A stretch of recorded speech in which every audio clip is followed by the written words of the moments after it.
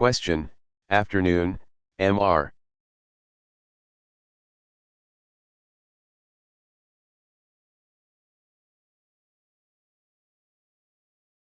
President. I'm Alana Williams PH, I'm from the south side of Chicago.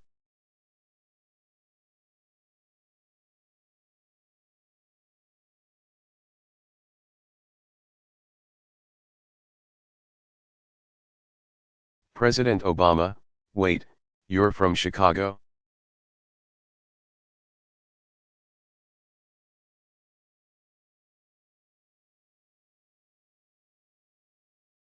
Question, yes.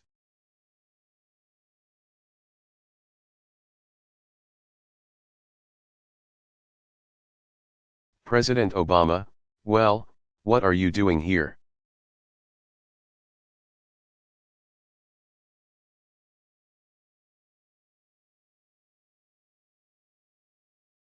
This is supposed to be for Caribbean young ladies.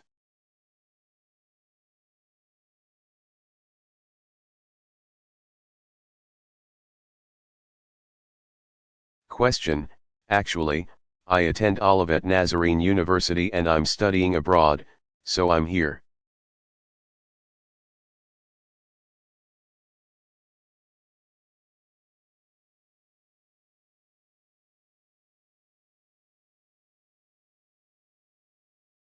President Obama, I see, okay.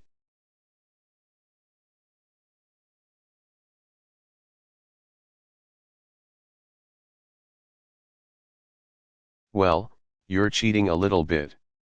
I'll have to call on somebody else after you.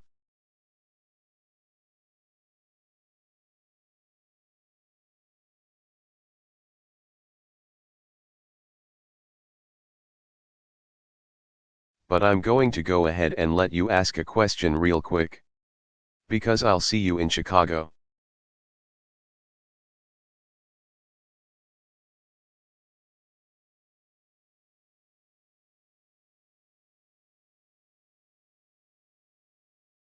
Question, most definitely.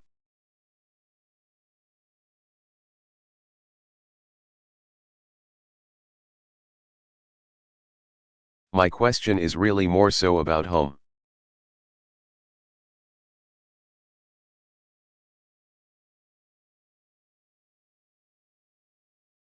I love my city, but the violence is terrible, specifically amongst young black men.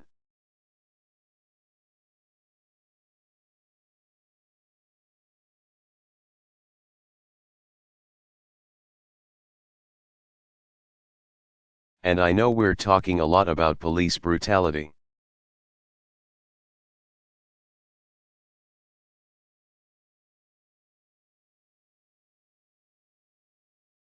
But I've lost a lot of friends from people who look just like me. And that's the problem. And so I would like to know what you believe is the true source of the violence.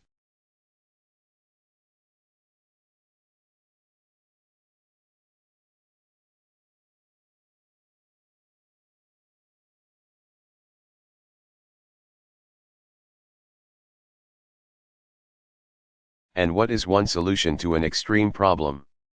Thank you.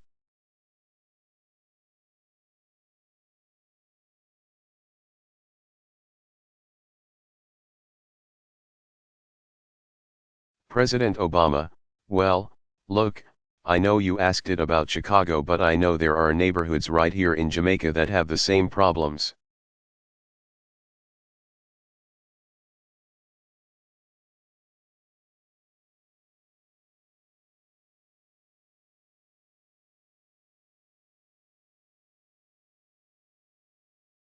And in every place all across the Caribbean, certainly in Central America.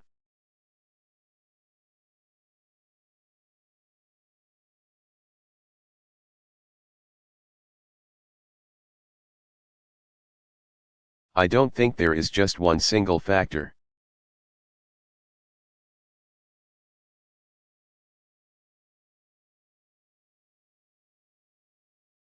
Obviously, a contributor is one that we just talked about, which is the drug trade.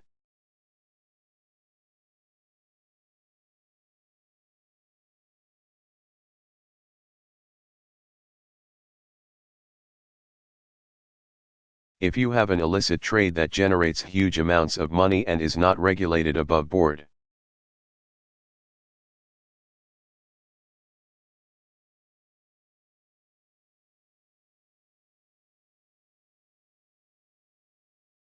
That is going to attract ultimately people trying to carve out turf.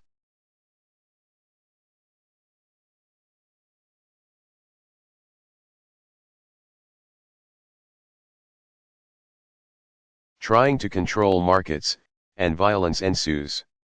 So that's point number 1.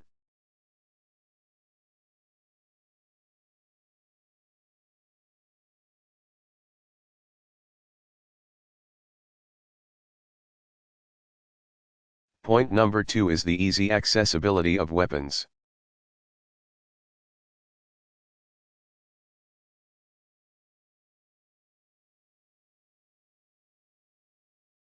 And we were talking earlier about different traditions. The United States has a tradition of gun ownership that is deep.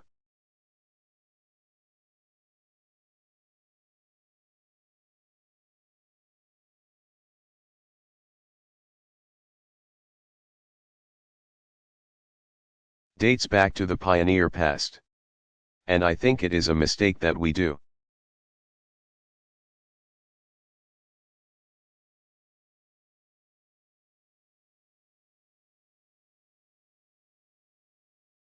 Not do a better job of putting in place common sense gun safety regulations that would keep guns out of the hands of criminals.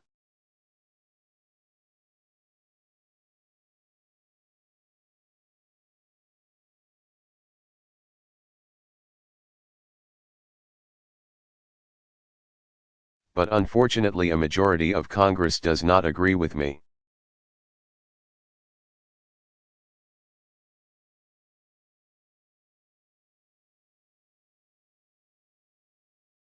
Even after 6-year-olds were gunned down viciously in their classroom, we could not get action done.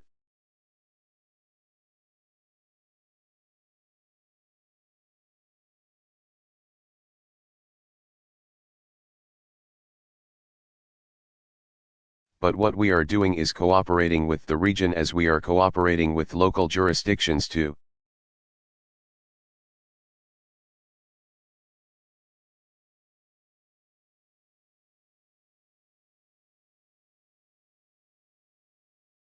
Try to stem at least the flow of guns using the administrative tools that I have. So that's number 2.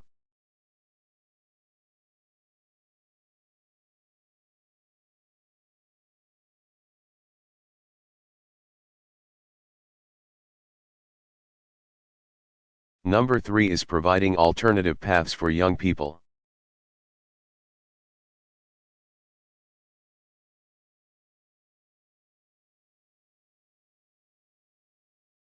If a young person is reading by the 3rd grade and at grade level,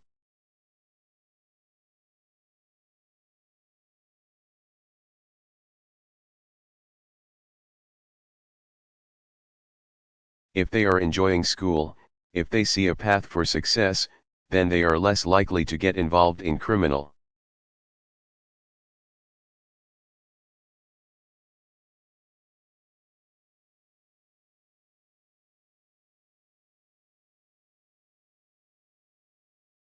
Activity, and that will reduce gun violence, and that will reduce crime, and that will reduce death.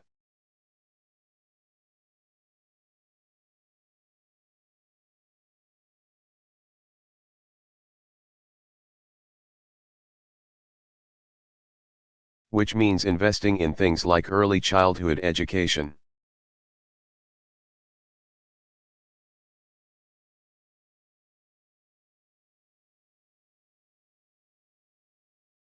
And improving our schools. Those things are absolutely vital.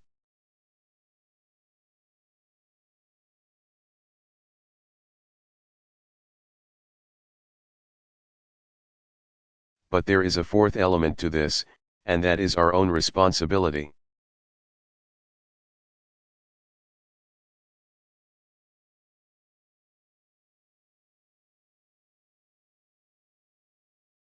And particularly, as I speak to young people here today.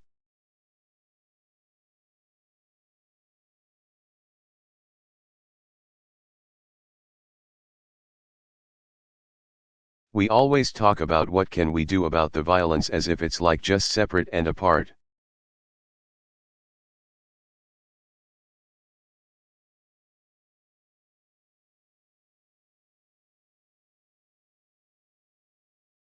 But we have control in our communities of our immediate friends.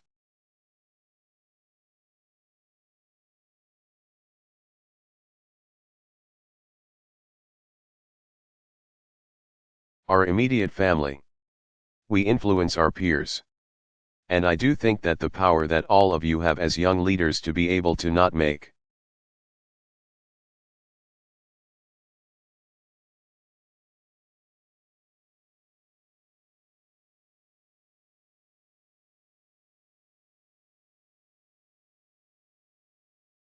excuses for violence, because there are a whole bunch of folks who have really tough backgrounds and come from terrible circumstances.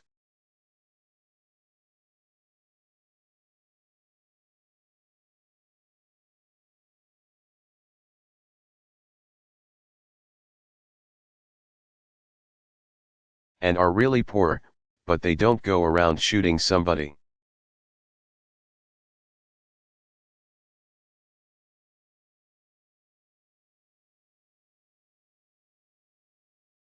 They don't beat somebody over the head because of sneakers or because they looked at them the wrong way.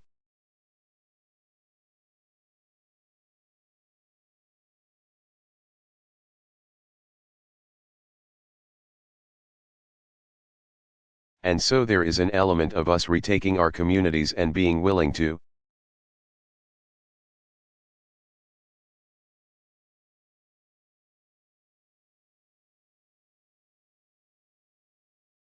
speak out against violence in our midst.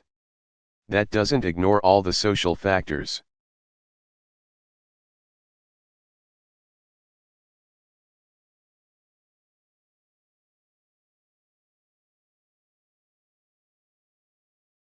But Dr. King used to say it's not an either/or situation, it's a both/and situation.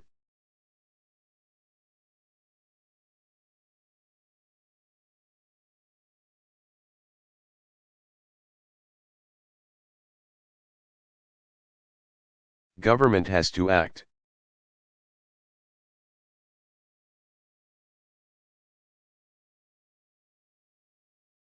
We have to have effective policing, which means policing that is actually protecting as opposed to some.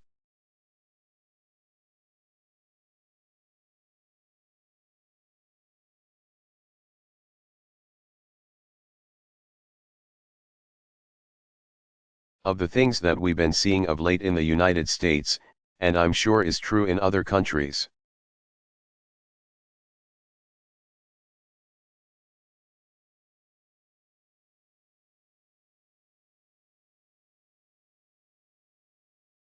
And I say that saying that police have an extraordinarily difficult job.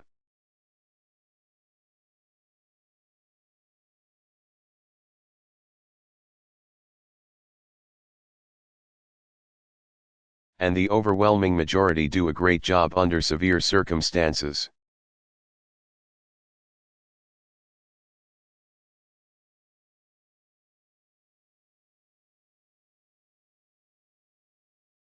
But there's got to be trust built between the communities, and I had to put a task force together.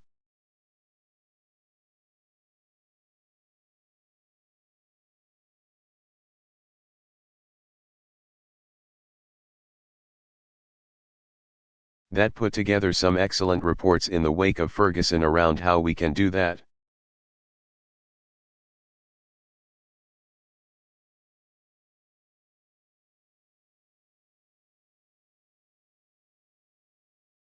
But ultimately, what happens in the home, what happens in the school? Some of you are parents already.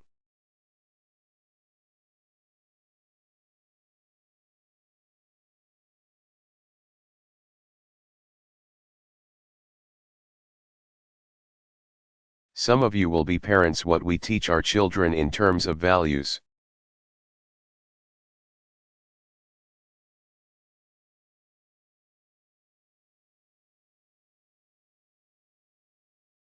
Valuing themselves, valuing others, that's important, 2.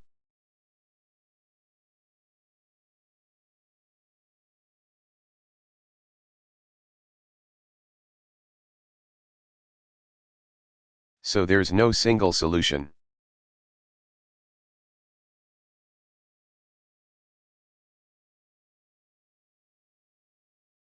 But all of us have to do better. Because the tragedy of what we see in the United States but also in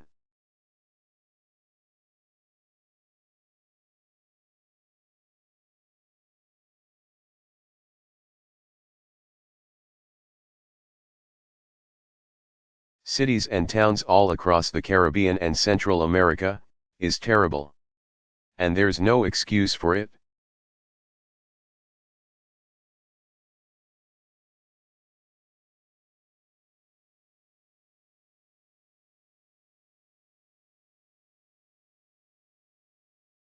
All right.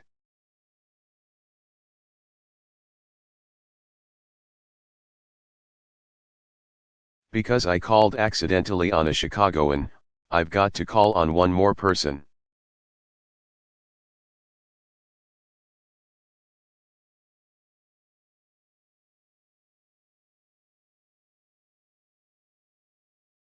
Look, this young lady stood up, so she showed that wasn't fair.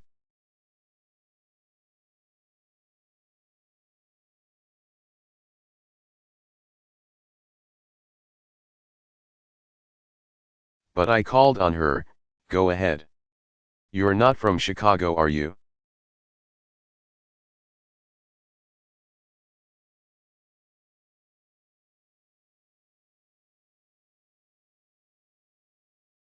Question, no.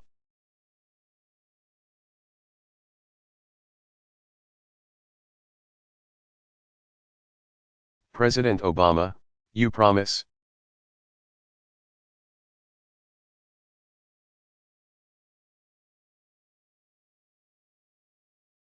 Okay. All right, get the mic. Oh, I'm sorry.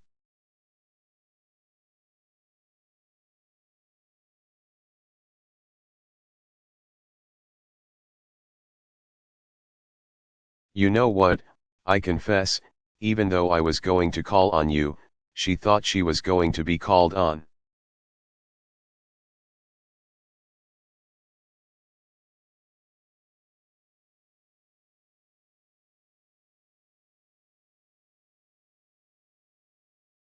I'm going to call on both of you now, but each of you get a really short question. Really short, quick.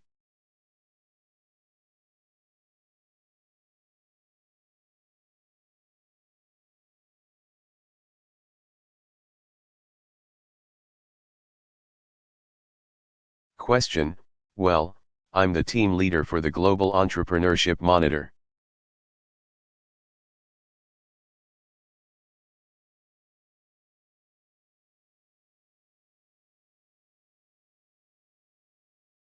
And I want to thank you for the initiatives that you're planning to do here.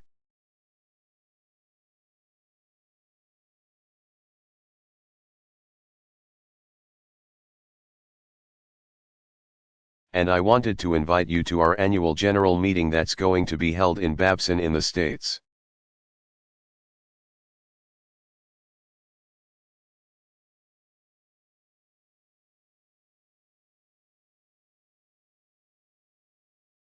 So we want you to come because you are part of a global team.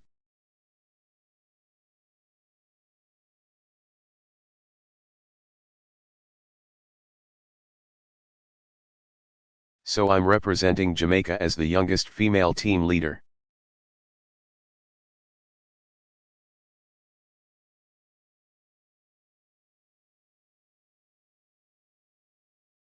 And I'm inviting you to come so we can talk about Startup America and we can collaborate on different projects.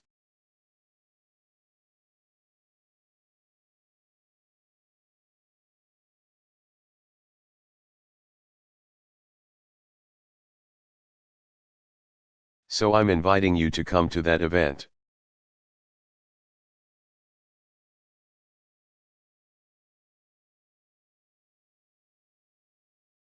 President Obama, okay, that was good.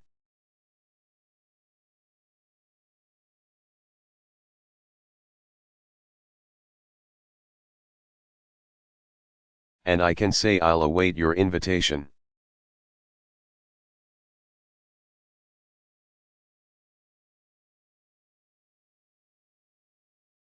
And what I will say very quickly is entrepreneurship, small and medium-sized businesses.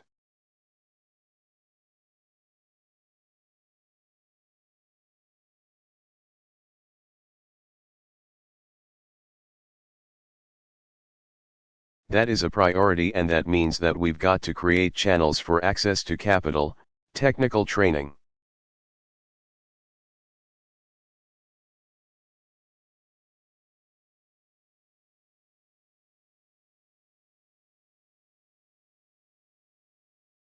These are areas where a lot of our development aid is shifting.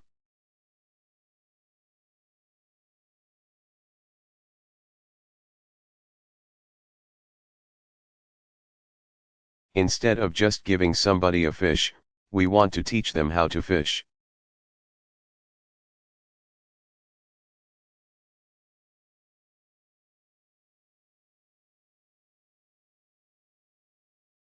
And what you're seeing, what you see among young people all around the world is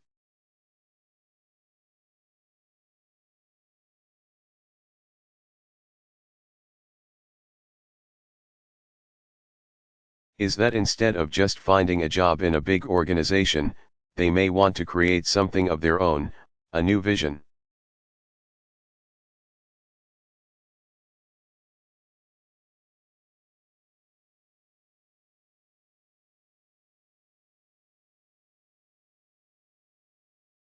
And that kind of creativity has to be tapped.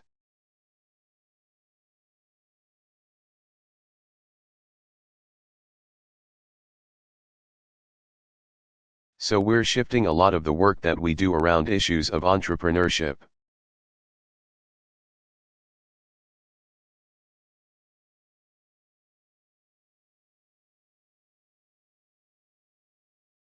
So I'll be interested in seeing what you have to say.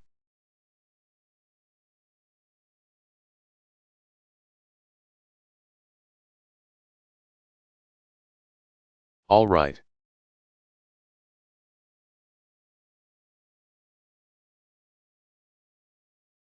This young lady right here, go ahead.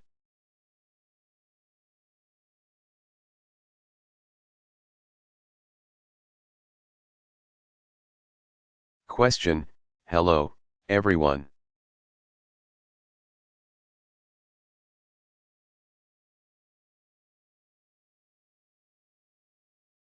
Hi, Mr. President. My name is Davian Tucker.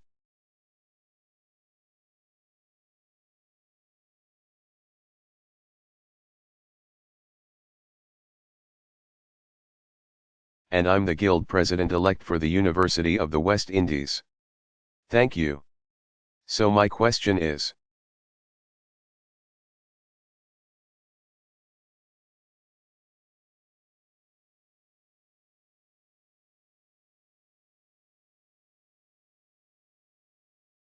the Jamaican government has been holding firmly to the stipulations of the IMF agreement.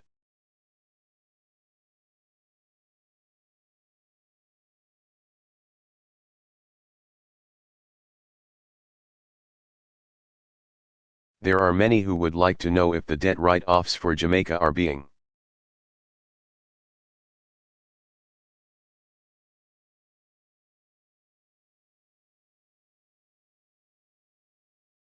considered as a means of improving the livelihood of our people. So is that being considered?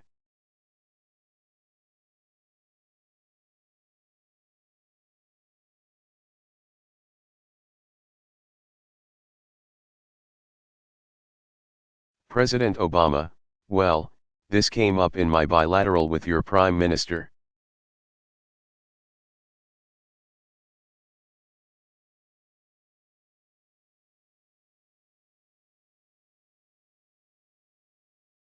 And, look, historically, I think there has been times where the IMF or the international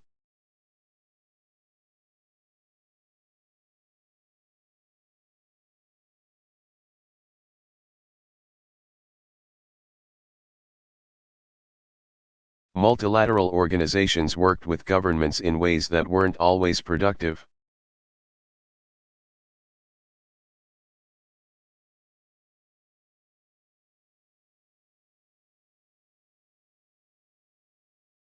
Got them deep into debt, and then suddenly you've got a lot more flowing out than was going in.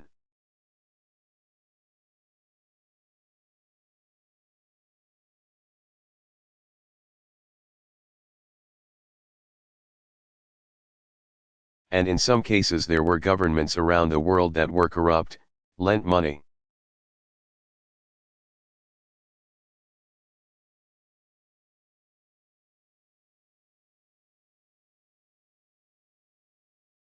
Money goes into a Swiss bank account, suddenly the people are paying off for decades.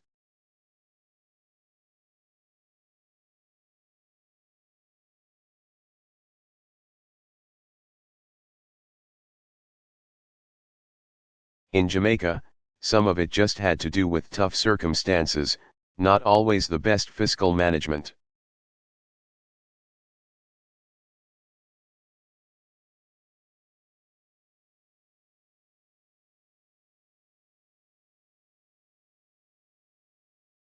I think that the current government has been wise to work hard to abide by the IMF.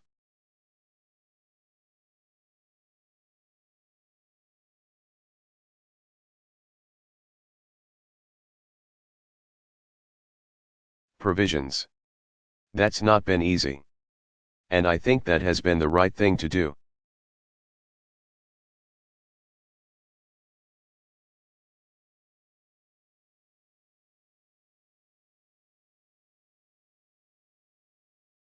But what I also agreed with, when I spoke to the Prime Minister,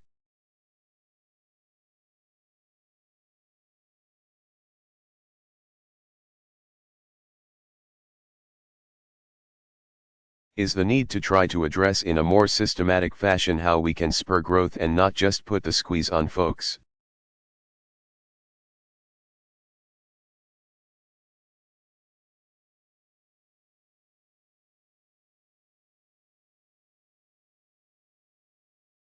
Because what it turns out is that if the best way for a country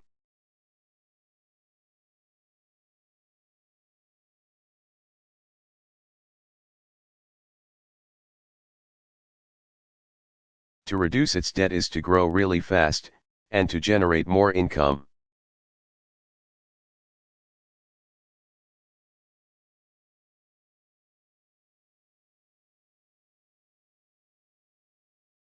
Now, that does require development plans and approaches that are productive.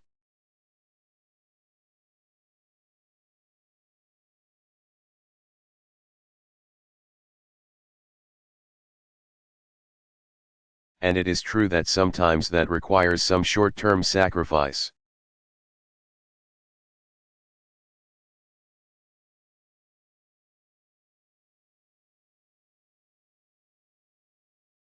And I think the question that the people of Jamaica, just like the people of the United States and everywhere else,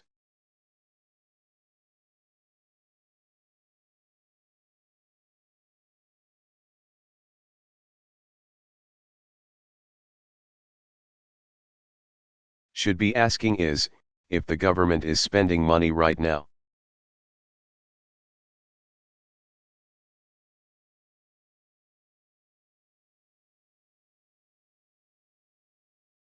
is it on something that is going to help create long-term growth and help people succeed?